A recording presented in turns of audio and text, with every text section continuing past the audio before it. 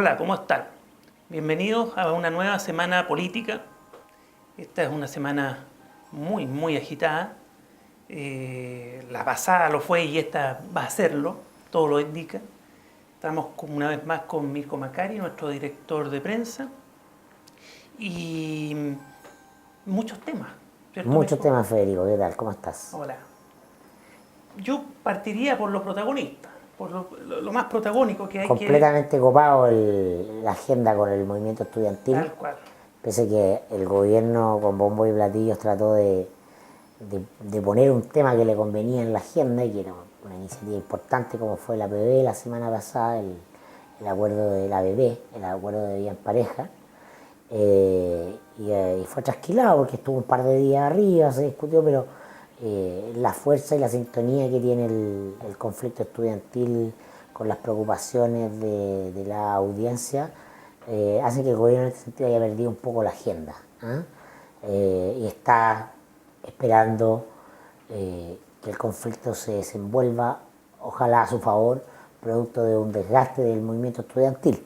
Ahora el fin de semana hubo pleno de la Confech, el día sábado también se juntaron los estudiantes secundarios en el norte y empezaron a aparecer algunas divergencias, porque la gran salida que se empezó a esbozar la semana anterior fue esta mesa de negociación sin pauta previa del movimiento estudiantil con el Parlamento, a la que estaban convocando el presidente del Senado, el presidente de la Cámara de Diputados y los presidentes de las comisiones de educación del Senado y la Cámara.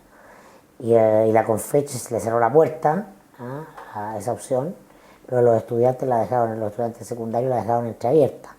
Y en ese sentido se produjo una primera suerte de ruptura, si tú lo quieres así, dentro del movimiento. Ahora, independiente de eso, hoy día ya los secundarios estaban reculando un poco. Esa es la información que se tiene hasta ahora, no es muy claro, porque claro, el primer valor para ellos es aparecer del todo unidos frente a la opinión pública y frente al gobierno, ¿no? Que es un duro adversario al cual le quieren doblar la mano.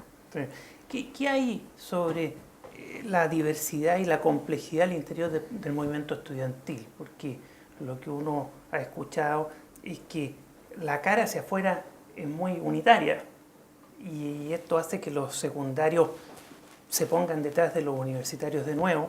No obstante, en una primera aproximación aparecían disponibles para el diálogo político en el Congreso, pero ya que los universitarios dijeron que no, se pusieron detrás o se están poniendo detrás en aras del paro que viene, ¿no? De la huelga que viene este jueves, si no me equivoco, ¿no? Este jueves hay una nueva movilización, una marcha por la Alameda. Pero hay bastante diversidad al interior de ambos movimientos y pareciera que las cabezas hoy día políticas más visibles, llámese Camila Vallejo u otros, tienen muchos problemas para mantener liderazgo al interior. Como es natural que lo tengan, no es un movimiento de esta naturaleza, es lo más distinto a un regimiento, y también muy distinto a un partido político, porque es una agrupación circunstancial y además que expresa realidades sociales, económicas, sensibilidades de todo tipo muy diversas. Entonces lo más notable del movimiento es que hasta hoy día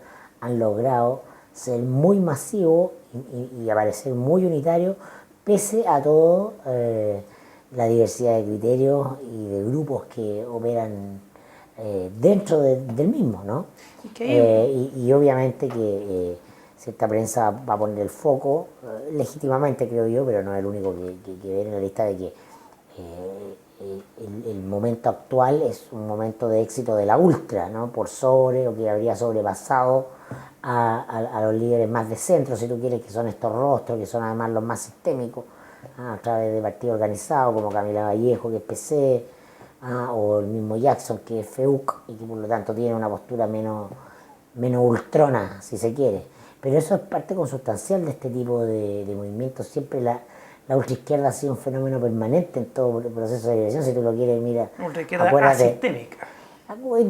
O sistémica o organizada, mira tú la pugna que tenía el MIR durante el proceso de la Unidad Popular, ¿no? Ahora, te lo comento porque dentro de las variables a analizar está esta porque los dirigentes que hoy día están visibles y que hoy día tienen aparecen hacia afuera y tienen cierto control, a pesar de que es un movimiento asambleísta muy horizontal, lo que le da mucha belleza al movimiento desde el punto de vista de la ciencia política. Mucha modernidad también. Mucha modernidad, pero al mismo tiempo, para tomar decisiones y avanzar en ciertos temas, requieren liderazgo y requieren cabeza. Y ahí están las figuras de Camila Vallejo, el presidente de la Federación de la Universidad de Santiago, etcétera, etcétera, que son normalmente muy vinculados al PC y que tienen bastante formación política y mucha racionalidad política. Exacto. Entonces, ¿qué pasa cuando estos dirigentes con racionalidad política sean desbordados por los grupos más de izquierda? Vamos a ver qué es lo que pasa, no y lo que sabemos. ahí viene un timing, ¿no? El timing no es solo el tema de pérdida posible de clase, no es solo... No, es de sintonía con la opinión pública. Yo creo que hay un punto de inflexión que puede complicar al movimiento estudiantil, que es el paro del día 24 y 25, al que convoca la CUT, porque buena parte de la tesis de los sectores más ultra, si se quiere, es transformar este movimiento por la educación en una revuelta social para cambiar el sistema, si tú lo quieres, ¿no? Y de ahí viene la idea del empalme con cambio a la Constitución y reforma tributaria, una serie de cosas que van más allá de la demanda circunscrita del movimiento estudiantil. Y claro, para elaborar la consigna de trabajadores y estudiantes a partir del 24-25, yo creo que eso puede ser un boomerang, porque cuando la misma gente que tiene que ganarse el pan diario le pongan una barricada y no pueda llegar a la fábrica, no puede llegar al centro a trabajar de la periferia, no puede llegar, yo creo que puede provocar un punto de inflexión, porque va a ser muy difícil y el gobierno va a hacer un esfuerzo por unir una cosa con la otra, ¿no? La salida del gobierno ahora es mostrar que son lo mismo, ¿no? Y que esto en el fondo implica desgobierno, y todos sabemos que lo poderoso que es el Partido del Orden cuando se empieza a instalar ese discurso del desgobierno. Es verdad, ahora también es cierto que... Entonces estamos a un límite... Pero también es cierto que el boomerang se viene planteando hace tiempo, que ya cada marcha adicional puede ser un boomerang que... No, las marchas del movimiento en sí mismo yo creo que no, que el empalmarlo con el paro de la CUT. Eso sí, para ti podría ser. Sí, que la próxima semana. Vamos a saberlo muy luego. Ahora, el tema de los movimientos... Porque después viene además una cosa en el parque, que son 500.000 por una nueva constitución, el día 3 de septiembre, y además viene el 11 de septiembre. Sí. Entonces, en ese sentido, ¿la apuesta del gobierno cuál es, Mirko? La apuesta del gobierno yo creo que es permitir que esto ocurra, que el movimiento, que permitir que se empalmen las dos cosas para mostrar al movimiento ya más como un movimiento político partidista con una agenda que supera, ¿no?, la legítima y simpática reivindicación que tienen los estudiantes de cambiar el modelo educacional chileno, cambiar el paradigma, porque claro, en eso se va a desgastar ante la opinión pública. El gobierno tiene que revertir, ¿no?, la enorme simpatía y el enorme apoyo que tiene por lo menos hasta esta semana el movimiento a nivel de opinión pública. Se mantiene aumentado, ¿no? Venía una encuesta en la tercera, el fin de semana bien escondida como corresponde, pero hecha por ellos mismos, que mostraba que había aumentado la adhesión ciudadana al movimiento estudiantil, o sea, un 75% está apoyando. Y si esta apuesta del gobierno del desgaste y del boomerang que tú mencionas no les resulta, y el movimiento estudiantil y su adhesión ciudadana sigue creciendo, ¿ves al final del túnel, ves plebiscito o no ves plebiscito? No lo veo en esta pasada, pero veo que se puede instalar una reforma, una agenda que incorpore el plebiscito, ¿no? Pero yo creo que el gobierno antes del plebiscito va a ceder o veo más factible que en vez de ceder al plebiscito ceda al binominal, a lograr un pacto para reformar el binominal, y sea también en buena parte de la demanda que hay respecto de los puntos centrales a los que efectivamente el gobierno no ha accedido en sus propuestas, que son una desmunicipalización efectiva estatal, ¿no?, a partir de corporaciones estatales, y no en lo que propone el gobierno hoy día, que es que cada municipio decida si le conviene o no seguir administrando la educación que tiene hoy día en su comuna. ¿no? Y lo otro es más fuerza y énfasis en el tema del lucro, ¿no? En el fondo, el gobierno, si el movimiento permanece con la fuerza que tiene y septiembre no lo desgasta, ¿no? Y al contrario lo fortalece, lo mantiene, debería entrar a ceder el gobierno, pero el gobierno está apostando a este punto de inflexión, porque es muy difícil para el movimiento mantenerlo también. Muy difícil, pero tú piensas entonces que si no se desgasta, antes que plebiscito vienen concesiones en un proyecto de ley, en algún mensaje presidencial, concesiones más profundas. Claro, porque en ¿qué es lo que opera aquí a nivel cultural? O sea, ¿qué es lo que está en cuestión hoy día o qué es lo que está siendo hackeado hoy día en Chile? El modelo de toma de decisiones populares. ¿Ah?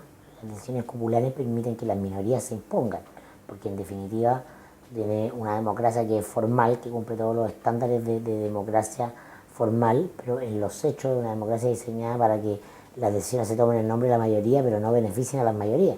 Todas las veces que se han buscado reformas que sean para beneficio de las mayorías han sido torpedeadas o liquidadas por la... Como decía un profesor hoy de periodismo, decía, las políticas públicas las diseñan minorías que no usan los servicios públicos que se diseñan. Entonces, hay una dicotomía, ¿no? Y en educación ya pasó el 2006, ¿no? Toda la reforma se fue enflaqueciendo en la medida que pasaba al Congreso y salió convertida en nada. Y eso es lo que mucha buena parte de los estudiantes que están hoy día en el movimiento universitario estuvieron en el 2006 en el movimiento pingüino. Y fíjate, entonces, en un son caso hijos de esa experiencia de frustración de movimiento estudiantil con memoria, que claro, es una cosa muy excepcional. Que es muy inédita. Entonces ahora saben que tienen que empujar la puerta hasta botarla. Mirko, y tú esto se inserta... Eso tiene razón el movimiento, en desconfiar para dialogar. Yo creo que el tema hoy día no es la confianza, el tema es el movimiento de la desconfianza va a existir siempre. El movimiento es cuál es la salida. La evaluación es política, no es de... ¿Y tú ves que la salida, antes que plebiscito, va a ser una salida entre estas minorías que bueno, se van a llegar a un acuerdo? Está por verse. Lo importante es que el plebiscito se legitima como alternativa y ya la clase política lo está discutiendo. ¿Cómo va esa discusión? ¿Qué cara le ves a esa discusión? Porque apareció el senador Pizarro de la Democracia Cristiana. Claro, no te lo digo, se están cambiando las categorías mentales y el lenguaje que domina la escena política.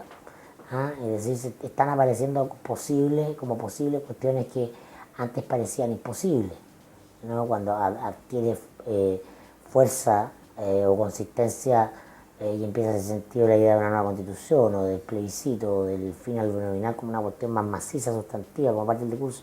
El mayor éxito del movimiento es haber instalado la lógica de que el lucro en la educación es pernicioso y que debe ser permitido solo por excepción y no como regla general. Ese es un triunfo cultural. Y constató también de que no hay flujos o vías de participación ciudadana. Hoy día también está en el aire, ¿no? El binominal no permite la representación y la participación. Exactamente, todos los dispositivos de la institucionalidad operan para reprimir demandas mayoritarias, en definitiva, para, no sé si la palabra reprimir, tal vez la mejor es bloquear, diluir, con paciencia, pero diluir efectivamente todas las demandas de reformas que benefician a las mayorías, ¿no? Y terminar un poco con la ley del embudo con la que funciona el modelo chileno respecto de los consumidores y los ciudadanos. ¿No descartas entonces que podamos llegar a un plebiscito? No, nada, a ver, ni grandes reformas, ni grandes reformas. Nada descartable porque el gobierno está en una posición de debilidad y hay que ver hasta cuándo puede aguantarlo. Si pasa septiembre o no pasa septiembre, quizás, ¿no? Como los abuelitos de agosto. Vamos a ver si primero pasa agosto, claro. primero pasa agosto, pero el agosto de la IMAR de los primeros días de septiembre va a ser muy decisiva respecto a eso. Sí, pero podrían tratar de aguantar hasta el 11 de septiembre, ¿no? Para que se provoque el efecto boomerang que tú mencionas. Pero son días álgidos, no se puede hacer mucha prospectiva. Pero el agosto del gobierno es septiembre, en definitiva. Así que el movimiento rechaza también la posibilidad de mediación de la Iglesia, creo yo, con mucha sagacidad. Con razonabilidad, porque es actor involucrado, actor interesado, ¿no? Históricamente la Iglesia fue parte, además de de los actores que hicieron lobby para impedir buena parte de las reformas acordadas en 2006, porque tienen muchos intereses. Tienen mucho colegio. A través del ministro Gallo, que era el tienen ministro, universidades, tienen colegios. El ministro Sexpress, ¿no? Que siempre privilegió en su agenda los intereses corporativos de la iglesia. Le llamaban el cardenal. El cardenal, claro. Oye, orden público en este contexto. Ha habido mucho ruido en esto, excesos policiales, estudiantes detenidos en los buses y golpeados, el gobierno quiere hacer provocación de los carabineros. El gobierno quiere hacer el énfasis sin duda en la violencia, los disturbios que se producen en cada una de estas marchas, que son absolutamente minoritarios en relación a una contundente expresión masiva, además que se da en coordenadas muy sorpresivas, como decías tú, de alegría, de canto, de baile, una demanda que mucho por ese causa, pero bueno, el gobierno y los medios afines hacen el negocio el del foco. gobierno es tratar de hacer el foco en la violencia. Orden, claro, el partido del orden que domina el establishment siempre va a ser eso, ¿no? Es lo fácil, es una fórmula antigua y conocida, ¿no? El caos. Frente al caos se requiere orden. Una idea de la derecha chilena y en general del etos conservador chileno que recorre también a todo el espectro político desde Portales en adelante, ¿no? Y que empatiza mucho con una cierta alma conservadora del chileno medio. Que esto se va a profundizar? Eso va, claro, el gobierno va a tratar de profundizarlo absolutamente. Sí, ahora tiene que tener está mucho jugando cuidado. la cuerda floja, ya pillaron el jueves pasado, sin haber sido destacado lo suficiente, creo yo, el hecho de un carabinero infiltrado, encapuchado tirando piedras, ¿no? Lo que quiere decir que la provocación viene la última marcha. La provocación viene de ahí. Y junto con eso, los encapuchados de grupos radicales que efectivamente existen y que son parte de esta ultra que busca avanzar sin transar. Pero tampoco descartemos al lumpen, porque bueno, que el lumpen ahí está en los partidos de fútbol. Sí, por supuesto. Esto es una oportunidad de expresión cosa más de violencia. masiva y gregaria pero que es minoritaria. Claro, es claramente minoritaria. Esto mismo? Ahora, hay que destacar, eso sí, que siendo el interés del gobierno el poner que se dé ese foco, también creo que el gobierno lo ha hecho bien, porque tenemos unas movilizaciones más inéditas de los últimos 20 años en Chile en términos de masividad, de permanencia en el tiempo, y no hay muertos ni heridos. No, pero es que tú dices ese es el piso mínimo, pero es que... Pero ojo, porque no necesariamente es así. Lo que viene no se sabe, porque bueno, pero hasta el menú. Hay una huelga de hambre hoy día en Buin, de jóvenes de un instituto profesional. Pero te hablo de la represión callejera. Sí. Te hablo de la represión callejera, que yo siento que ha sido dura, pero estamos en un límite, que no hay muertos ni heridos. En actos de este tipo en general, en lo que pasa en el mundo comparado siempre lo hay. O sea, para que no te voy a poner las manifestaciones en el Medio Oriente como... Sí, pero claro, estamos hablando de las democracias occidentales, pero siempre está el peligro de que eso ocurra y no ha ocurrido. Peligro que en la medida que aumenta la mano dura, se incrementa el peligro. Y ahora leía yo... Es que se exacerban los climas de beliquerancia también, o sea, ahí están las declaraciones pintorescas del alcalde Salaquet, pero en un clima polarizado prenden como el agua, encienden como el agua. No sobresacar a los militares para el 11 de septiembre, ¿no? Eso de verdad es pintoresco, es la palabra más... Es la más bondadosa. Oye, y esto dentro de un contexto político-cultural, ¿cómo definirías tú el contexto en que estamos? Es un interregno, ¿no? Evidentemente la sociedad chilena está transitando de un cambio donde una crisis, en el sentido que lo que tiene que morir no ha muerto y lo que tiene que nacer no ha nacido todavía. Claramente es la versión, y no sabemos qué van a hacer, eso va a depender de la correlación de fuerza, ¿no? Y respecto a los impuestos... Pero te cambia el cuadro político, te cambia el cuadro... Y dentro de esto viene anexo la necesidad de recursos. Una serie de reformas sociales. La realidad nos modifica y nos transforma todo, y la propia derecha en el gobierno está siendo modificada y transformada también, o sea, tiene fuertes tensiones internas respecto de la preeminencia de los temas en la agenda social, porque buena parte de algunos sectores de la derecha están dispuestos a dar todo lo que haya que dar para salir bien de la situación, y están dispuestos a hacer todo tipo de concesiones pragmáticamente en lo que se refiere a reformas sociales, y hay otro sector histórico, ¿no? Las fuerzas más jurásicas de la derecha, que están ahí conteniendo, diciendo, no, o sea, volvamos a la agenda tradicional de lo que es la derecha, no nos traicionemos a nosotros mismos. Hay dos puntos en esto que para ir terminando, que se nos acaba el tiempo, Mirko. Uno es en relación con el orden público y la cabeza visible de esta obligación de mantener el orden público dentro de un sistema democrático que permite expresión de ideas, que el ministro Ginz-Peter, que se ha negado a ir a la comisión, a la Cámara, a rendir cuenta de esta labor. Y lo segundo, para pasar a otro tema, el tema ambiental, la aprobación de este proyecto de un nombre tan potente, Mina Invierno, la mina invierno dentro de la isla Riesco, de explotación de carbón.